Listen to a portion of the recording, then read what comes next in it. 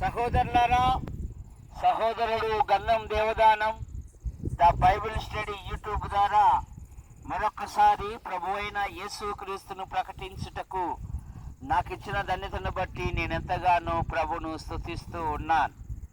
మన దేవుడు యోహాను సువార్త 14వ అధ్యాయము 16వ వచనములో నేను ఎల్లప్పుడూ మీతో ఉందును అని అంటున్నాడు. మత్తయి సువార్త 28వ అధ్యాయం 20వ వచనములో ఇదిగో యుగ సమాప్తి వరకు నేను మీతో కూడా ఉన్నాను. మన దేవుడు తన ప్రజలతో ఎల్లప్పుడూ ఉండు దేవుడు.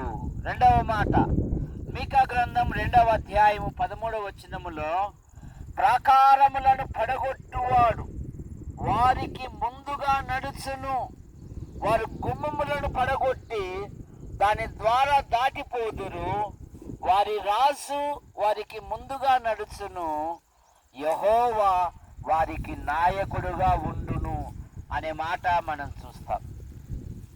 ప్రాకారములను పడగొట్టువాడు వారికి ముందుగా నడుచును. ఇశ్రాయేలు యొక్క ఆధ్యాత్మిక జీవితములో పగటి వేళ మేఘ స్తంభములోను రాత్రి వేళ అగ్ని స్తంభములోను దేవుడే వారికి ముందు నడుచుతూ వచ్చాడు. ఫలితముగా అరణ్యములో నెహెమ్యా గ్రంథం 9వ అధ్యాయం 21వ వచనములో అరణ్యములో ఏమీయూ తక్కువ కాకుండా 40 సంవత్సరములు నీవు వారిని పోషించితివి.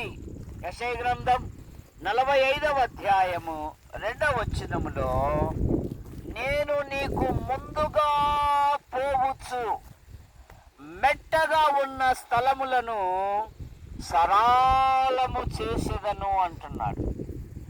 మూడవ మాట యెషయా గ్రంథం 30వ అధ్యాయము 21వ వచనములో మన వెనక ఉండు దేవుడు. ఆయన మన ముందు ఉంటాడు, మన వెనక కూడా ఉంటాడు. నిన్ను కాపాడువాడు కునకడు నిద్రపోడు అనే మాట మనం చూస్తాం. 4వ మాట 16వ కీర్తన 8వ వచనములో మన కుడిపార్శ్వమున ఉన్న దేవుడు. అందుకే పౌలు గారు అన్నారు 2వ తిమోతి పత్రిక 4వ అధ్యాయము 17వ వచనములో ఏమంటాడంటే, ప్రభు నా ప్రక్క నిలిచి నన్ను బలపరిచెను, నేను సింహపు నోట నుండి తప్పించబడి తిని అంటాడు. ప్రభు నా ప్రక్క నిలిచి నన్ను బలపరిచెను, నేను సింహపు నోట నుండి తప్పించబడి తిని. ఆయన నా ప్రక్క ఉన్నాడు. 5వ మాట ఆయన మన చుట్టూ ఉన్న దేవుడు. 34వ కీర్తన 7వ వచనములో యెహోవా యందు భయభక్తులు గల వారి చుట్టూ ఆయన దూత కావలి ఉండి వారిని రక్షించును. ఆయన మన చుట్టూ ఉండు దేవుడు.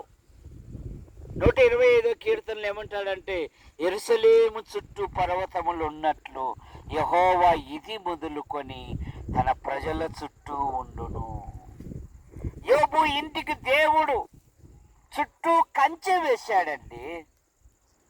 కనుక ఆయన మన చుట్టూ ఉన్న దేవుడు. చుక్కబెట్టు. ఆయన మన చుట్టూ ఉన్న దేవుడు. గెహాజీ అంటున్నాడు రాజు ఎలీషాతో, అయ్యా మనం గొప్ప ప్రమాదంలో ఉన్నాము అంటే ఎలీషా ప్రార్థన చేస్తాడు, దేవా వీడు చూస్తున్నట్లుగా వీని కళ్ళను తెరువుము అంటే పట్టణము చుట్టూ సైన్యం ఉంది, కానీ ఎలీషా చుట్టూను గెహాజీ చుట్టూను దేవదూతలు ఉన్నట్లుగా మనం చూస్తాం. 2 దినవృత్తాంతములు 14:7 ఏముందంటే, మన దేవుడైన యెహోవాను మనం ఆశ్రయించితిమి, ఆయన మన చుట్టూ నెమ్మది కలగజేసెను అనే మాట మనం చూస్తాం.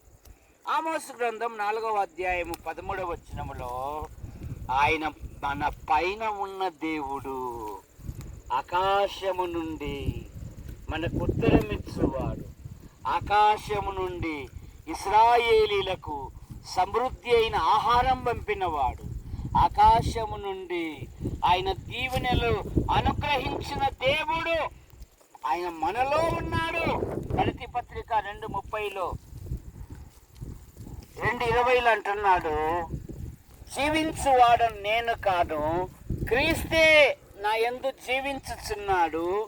ఇప్పుడు జీవించుచున్న జీవితము నన్ను ప్రేమించి నా కొరకు ప్రాణం పెట్టిన యేసు క్రీస్తు వలన నేను జీవించుచున్నాను అంటాడు.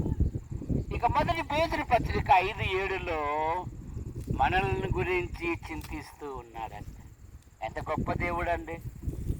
ఆయన మిమ్మల్ని గురించి చింతించుచున్నాడు. మీ చింత యావత్తు ఆయన మీద వేయుడి. 55వ కీర్తన 22వ వచనములో నీ భారం యెహోవా మీద మోపము, ఆయన నిన్ను ఆదుకొను అనే మాట మనం చూస్తాం.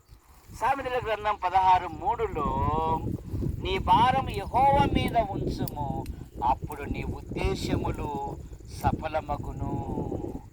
కనుక మనం ప్రార్థన చేసుకుందాం. ప్రేమించిన మా తండ్రి, మీ నామాన్ని బట్టి మీకు స్తోత్రములు. దొరై స్వామి కృపమ్మ కుమారుని బట్టి మీకు స్తోత్రములు. ఇదిగో సహోదరులను, వారి భర్తలను, వారి సంతానం కూడా దీవించండి. ఈ పంట పొలాలను దీవించండి.